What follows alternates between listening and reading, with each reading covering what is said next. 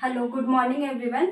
आज के लेक्चर में हम क्या करेंगे, दक्षिण भारत के जो राजवंश है वो स्टार्ट करेंगे। हमने क्या उत्तर भारत के जो राजवंश है वो हमने कंप्लीट कर लिए, जिसमें हमने जो गुर्जर प्रतिहार वंश है, चंदेल वंश है, परमार वंश है ना, ये सारे वंश है ना अच्छे से पढ़ लिए। जो एग्जाम के पॉइंट ऑफ व्यू से ज़्यादा इंपॉर्टेंट है, हमने वो चीज़ें ज़्यादा देखी है कि क्या क्या एग्जाम में पूछा जाता है, क्योंकि अदर्स तो इतने सारे हैं हिस्ट्री में पढ़ने के लिए कि हम अगर ज़्यादा पढ़ेंगे ना तो हमारी हिस्ट्री कंप्लीट भी नहीं हो पाएगी, है ना। तो ये हमारे क्या यूपीएससी, एमपीपीएससी, एमपीएसआई, पटवारी और अदर जो भी स्टेट के एग्जाम होते हैं सबके लिए ये सभी एग्जाम के लिए बहुत इंपॉर्टेंट है। और खास करके प्री और मेंस के लिए जो भी यूपीएससी का प्री होता है या एमपीपीएससी का प्री होता है या यूपीपीएससी का प्री होता है ना, यूपीपीएससी का प्री होता है या जो बिहार पीएससी का होता है, उत्तराखंड, झारखंड, सभी के लिए प्री और मेंस दोनों के लिए मैं साथ में लेकर चल रही हूँ। क्योंकि अगर हम अलग अलग पढ़ेंगे तो ये क्या हिस्ट्री बहुत बड़ी है तो हमारा क्या लेंदी हो जाएगा बहुत, है ना। तो आज हम क्या पढ़ेंगे, दक्षिण भारत के राजवंश में मुख्य रूप से हम चोल को देखेंगे। चोल की क्या जो स्थानीय जो प्रशासन है उसका वो बहुत ज़्यादा मोस्ट इम्पॉर्टेंट है, जो कि मेंस में आपके बहुत ज़्यादा आता ही है। और डायरेक्ट ऐसे क्वेश्चन पूछते हैं कि चोल वंश का जो स्थानीय प्रशासन है उसके बारे में बताइए, है ना। और उसके बाद हम चेर वंश पढ़ेंगे, है ना, चालुक्य वंश पढ़ेंगे। चालुक्य में भी 4 शाखाएं हैं ना, उसके बारे में हम देखेंगे। और पांड्य वंश पढ़ेंगे, है ना, और संगम वंश के बारे में देखेंगे, है ना, क्योंकि संगम वंश बहुत ज़्यादा इंपॉर्टेंट है दक्षिण भारत के अंतर्गत। जैसे क्या उत्तर भारत में क्या बौद्ध संगीत हुई थी, है ना, ये तो पूरे भारत में ही हुई थी, है ना, पर दक्षिण भारत में विशेषकर संगम वंश बहुत ज़्यादा इंपॉर्टेंट है ना। तो आज क्या देखेंगे हम, चालुक्य वंश। चालुक्य वंश की 4 शाखाएं थी, एक बदामी या बतापी के चालुक्य, है ना, बदामी या बतापी के चालुक्य, और बेगी के चालुक्य, है ना, कल्याणी ये पश्चिम में है ना के चालुक्य, है ना, अहिलवाड़ लाट के चालुक्य जो कि सोलंकी कहे जाते हैं ना, मतलब सोलंकी चालुक्य बोल सकते हैं ना हम इनको। तो सबसे पहले हम देखेंगे बदामी या बतापी के चालुक्य, है ना। ये क्या है, ये सब चीजें क्या दक्षिण में है ना, क्योंकि हम मुख्य रूप से दक्षिण भारत के राजवंश पढ़ रहे हैं ना। तो इनका शासन कब से कब तक था, तो 550 एडी से 750 एडी तक इनका शासन था। ये सब जो वंश हम पढ़ रहे हैं, जैसे हमने परमार वंश पढ़ा है ना, परमार वंश के बाद चंदेरी वंश पढ़ा है ना, चंदेल वंश, उसके बाद गुर्जर प्रतिहार वंश पढ़ा है ना, कश्मीर में जो भी वंश है, लाहौर वंश है ना, ये सब चीजें हमने जो पढ़ी है वो सब क्या एक ही सीक्वेंस, एक ही समय पे चीजें चल रही थी। मतलब जो हमारा जैसे हमारा गुप्तोत्तर काल का खत्म हो गया, उसके आसपास उसके आगे की ये घटनाएं हैं, है ना, 6वीं शताब्दी से लेके 8वीं 10वीं शताब्दी तक की ये घटना है कि ये सारे वंश एक साथ ही चल रहे थे। मतलब अलग अलग छोटे छोटे राज्यों में विभाजित थे, है ना। मतलब क्या था, जो शक्ति का क्या था, विकेंद्रीकरण था ना। केंद्रीकरण की स्थिति कब थी, तो गुप्त काल में केंद्रीकरण की स्थिति थी, है ना। इसके बाद जो शासन था ये हमने देखा 550 से 750 एडी तक था। और इसके जो अभिलेख है वो किस जानकारी है ना, सबसे पहले हम देखते हैं कि जो बदामी या बतापी के चालुक्य की जानकारी कहाँ से मिलती है ना। तो जो पुलकेशी द्वितीय का क्या है, ऐहोल अभिलेख, क्या है, ऐहोल अभिलेख, ये बहुत ज़्यादा इंपॉर्टेंट है, डायरेक्ट क्वेश्चन पूछ सकते हैं।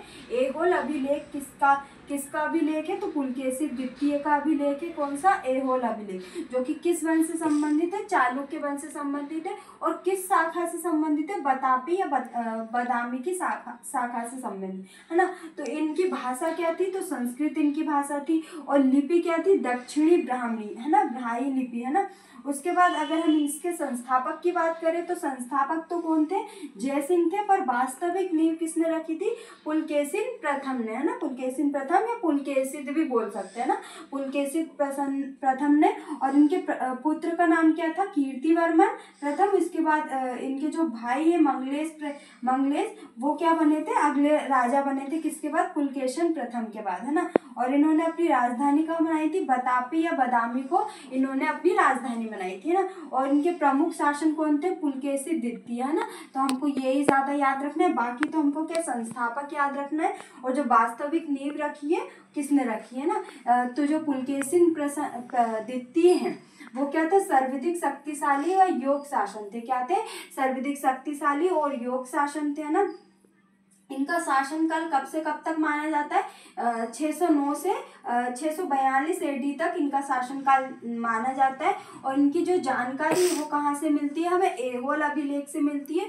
और ऐहोल अभिलेख में ही इनके बारे में वर्णन किया है कि इन्होंने जो गुर्जर है, जो गुजरात के लाट वंश है, उनको पराजित किया था। मालवा में कौन सा वंश था? परमार वंश, उनको पराजित किया था। और जो गुर्जर कहाँ पे था? गुर्जर प्रतिहार वंश ये हमारे दक्षिण में ही था, है ना, दक्षिण में। तो ये इन प्रदेशों को क्या जीता था, है ना। और दक्षिण राज्यों की विजय के उद्देश्य के लिए, है ना, दक्षिण राज्यों की जो विजय प्राप्त करने के उद्देश्य के लिए इन्होंने क्या? हर्षवर्धन से युद्ध किया था। हर्षवर्धन कौन थे, है ना? हर्षवर्धन से युद्ध किया था, जो कि पुष्यवर्धन वंश के शासक थे, है ना, प्रमुख शासक थे, है ना। पुलकेशी द्वितीय और हर्षवर्धन का युद्ध हुआ था, जिसमें कौन पराजित हुआ था? हर्षवर्धन पराजित हुए थे। तत्पश्चात जो पुलकेशी द्वितीय, उन्होंने क्या? परमेश्वर की उपाधि धारण की थी। कौन सी उपाधि धारण की थी? परमेश्वर की, है ना। तो बस हमें क्या, जो बदामी या बतापी के चालुक्य, उसमें बस इतना ही याद रखना है, क्योंकि पढ़ने के लिए तो बहुत सारी चीजें, हमें ये देखना है कि हमें क्या नहीं पढ़ना, है ना। इसके बाद हम देखेंगे कल्याणी, जो कि क्या थे? पश्चिम में था। तो कल्याणी के चालुक्य देखेंगे। इसके संस्थापक कौन है? भीम प्रथम इनके संस्थापक है। राजधानी पहले क्या थी? कल्याणी। और बाद में क्या बन गई? मान्यखेत को बनाया। और ये मान्यखेत किसके समय बनी? तेलव द्वितीय। किसके समय बनी? तेलव द्वितीय। नेक्स्ट हमने क्या, जो बतापी के जो चालुक्य वो हमने देख लिया था। और उसके बाद हमने क्या, कल्याणी के चालुक्य देख रहे हैं हम। तो उसमें क्या हमने देखा कि संस्थापक देख लिया ना, भीम प्रथम थे। राजधानी देख ली थी, राजधानी क्या है ना। उसके बाद तेल द्वितीय आए थे। तेल द्वितीय इसके बहुत ज़्यादा मोस्ट इम्पोर्टेंट मतलब शासक है ना। इससे ज़्यादा फिर इसमें कोई ज़्यादा इम्पोर्टेंट नहीं रखता, है ना। तो ये सर्वाधिक शक्तिशाली थे, है ना, तेलव द्वितीय। और इनका क्या, जो मुंज है ना, मुंज किस वंश के संस्थापक है? मुंज चंदेल वंश के संस्थापक है ना। वो चंदेल वंश के प्रमुख शासक है ना। उनसे क्या लंबा संघर्ष किसका चला था? तेलव द्वितीय का। और मुंज को पराजित भी किसने किया था? तेलव द्वितीय ने किया था ना। उसके बाद क्या कौन आए थे? सोमेश्वर प्रथम, है ना। सोमेश्वर प्रथम आए थे। उन्होंने क्या, राज की उपाधि धारण की थी। और इन्होंने अपनी राजधानी क्या, मान्यखेत रखी थी, है ना। जो चालुक्य के कल्याणी के चालुक्य, उनकी प्रारंभिक राजधानी क्या थी? तो कल्याणी थी उनकी प्रारंभिक राजधानी।